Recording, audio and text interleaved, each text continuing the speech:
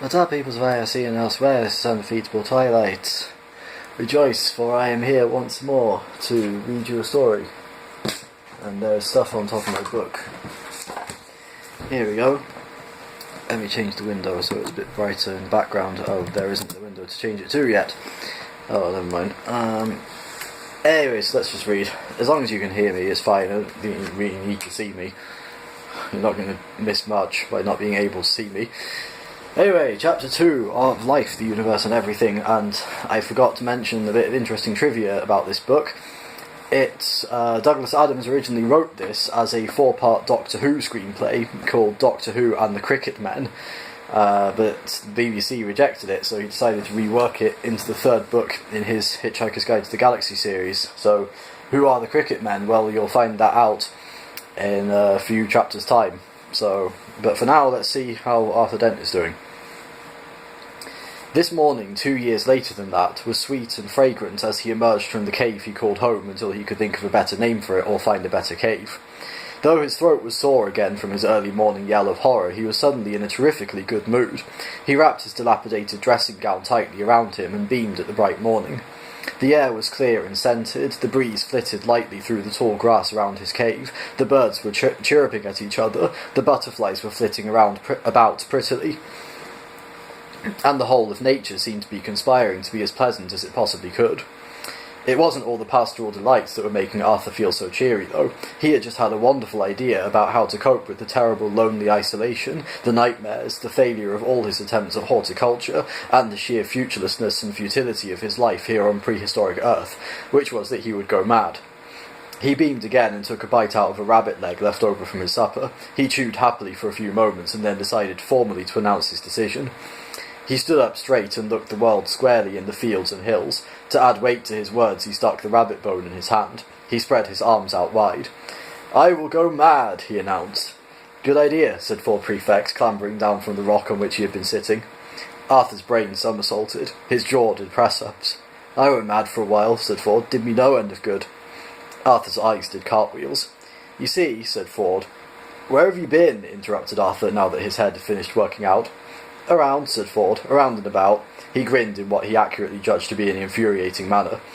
"I just took my mind off the hook for a bit. I reckoned that if the world wanted me badly enough, it would call back.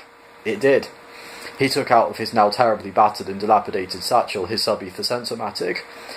"At least," he said, "I think it did. This has been playing up a bit." He shook it.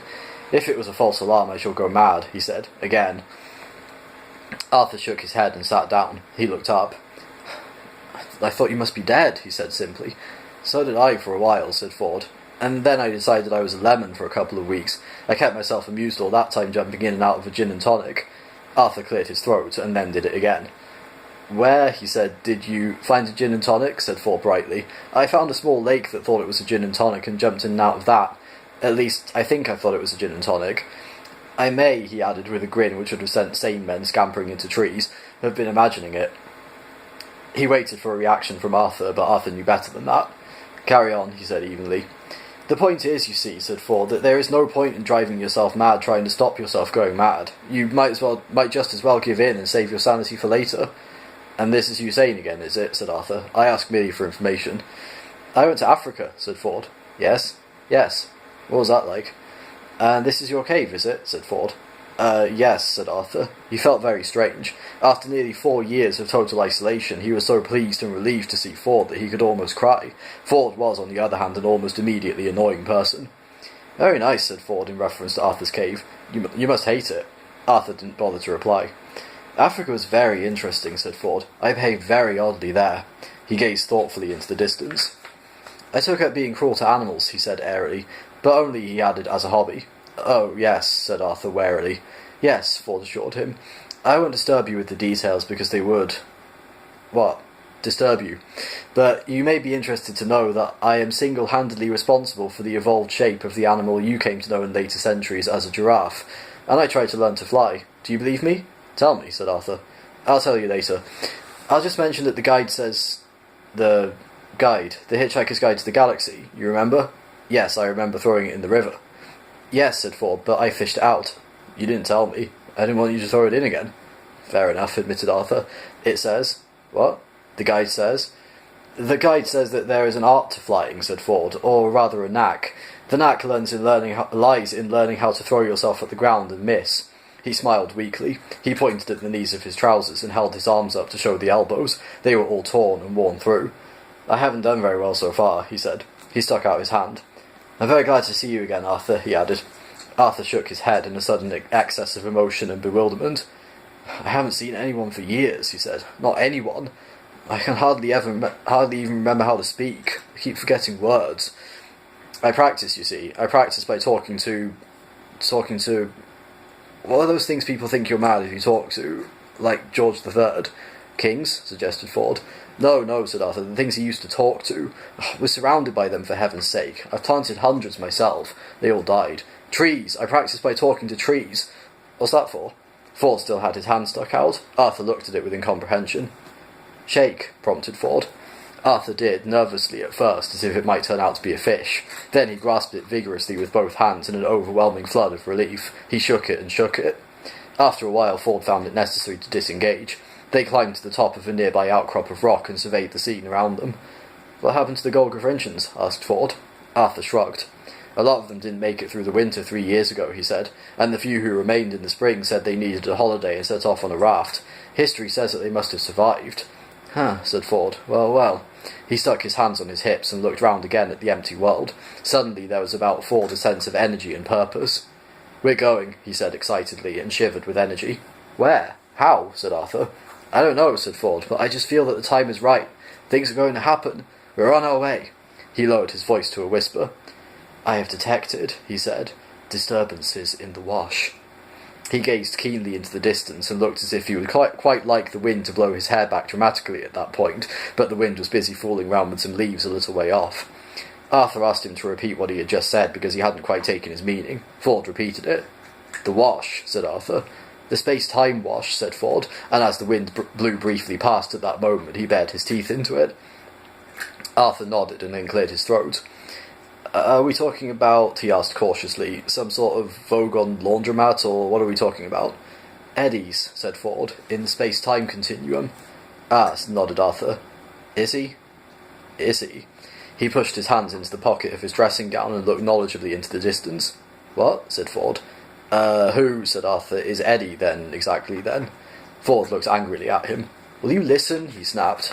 I have been listening, said Arthur, but I'm not sure it's helped. Ford grasped him by the lapels of his dressing gown and spoke to him as slowly and distinctly and patiently as if he were somebody from a telephone company accounts department. There seem, he said, to be some pools, he said, of instability, he said, in the fabric, he said. Arthur looked foolishly at the cloth of his dressing gown where Ford was holding it. Ford swept on before Arthur could turn the foolish look into a foolish remark. In the fabric of space-time, he said. Ah, that, said Arthur. Yes, that, confirmed Ford. They stood there alone on a hill on prehistoric Earth and stared each other resolutely in the face. And it's done what? Said Arthur. It, said Ford, has developed pools of instability. Has it? Said Arthur, his eyes not wavering for a moment. It has, said Ford, with a similar degree of ocular immobility. Good, said Arthur. See? Said Ford. No, said Arthur. There was a quiet pause. The difficulty with this conversation, said Arthur, after a sort of pondering look had crawled slowly across his face like a mountaineer negotiating a tricky outcrop, is that it's very different from most of the ones I've had of late, which, as I explained, have mostly been with trees. They weren't like this, except perhaps some of the ones I've had with elms, which sometimes get a bit bogged down. Arthur, said Ford. Hello, yes, said Arthur. Just believe everything I tell you and it will all be very, very simple. Ah, well, I'm not sure I believe that. They sat down and composed their thoughts. Ford got out his sub-ether sensormatic. It was making vague humming noises, and a tiny light on it was flickering faintly. Flat battery, said Arthur.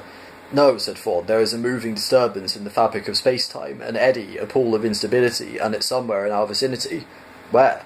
Ford moved the device in a slow, lightly bobbing semicircle. Suddenly the light flashed. There, said Ford, shooting out his arm. There, behind that sofa. Arthur looked. Much to his surprise, there was a velvet, paisley-covered Chesterfield sofa in the field in front of them. He boggled intelligently at it. Shrewd questions sprang into his mind. Why, he said, is there a sofa in that field? I told you, shouted Ford, leaping to his feet. Eddie's in the space-time continuum. "And this is his sofa, is it?" asked Arthur, struggling to his feet, and he hoped, though not very optimistically, to his senses. "Arthur," shouted Ford at him, "that sofa is there because of the space-time instability I've been trying to get your terminally softened brain to get to grips with. It's been washed up out of the continuum. It's space-time jetsam. It doesn't matter what it is. We've got to catch it. It's our only way out of here." He scrambled rapidly down the rocky outcrop and made off across the field. "Catch it?" muttered Arthur, then frowned in bemusement as he saw that the Chesterfield was lazily bobbing and wafting away across the grass. With a whoop of utterly unexpected delight, he leapt down the rock and plunged off in hectic pursuit of Ford Prefect and the irrational piece of furniture. They careered wildly through the grass, leaping, laughing, shouting instructions to each other to head the thing off this way or that way. The sun shone dreamily on the swaying grass, tiny field animals scattered crazily in their wake. Arthur felt happy. He was terribly pleased that the day was for once working out so much according to plan. Only 20 minutes ago he had decided he would go mad, and now here he was already chasing a Chesterfield sofa across the fields of prehistoric Earth. The sofa bobbed this way and that and seemed simultaneously to be as solid as the trees as it drifted past some of them, and hazy as a billowing dream as it floated like a ghost through others. Ford and Arthur pounded chaotically after it, but it dodged and weaved as if following its own complex mathematical topography, which it was. Still they pursued, still it danced and spun, and suddenly turned and dipped as if crossing the lip of a catastrophe graph, and they were practically on top of it. With a heave and a shout they leapt on it, the sun winked out, they fell through a sickening nothingness, and emerged unexpectedly in the middle of the pitch at Lord's Cricket Ground, St John's Wood, London, towards the end of the last test match of the Australian series in the year 1980, with England needing only 28 runs to win. So what will happen next? We'll have to wait until next week to find out, but for now, thank you all so much for watching. Remember to like, comment, share and subscribe, and if you are subscribed, be sure to ding that notification bell so you know when I make a new video, because they can happen at any time for any reason. So I'll see you again next week. Take care of yourselves and each other. Love and peace.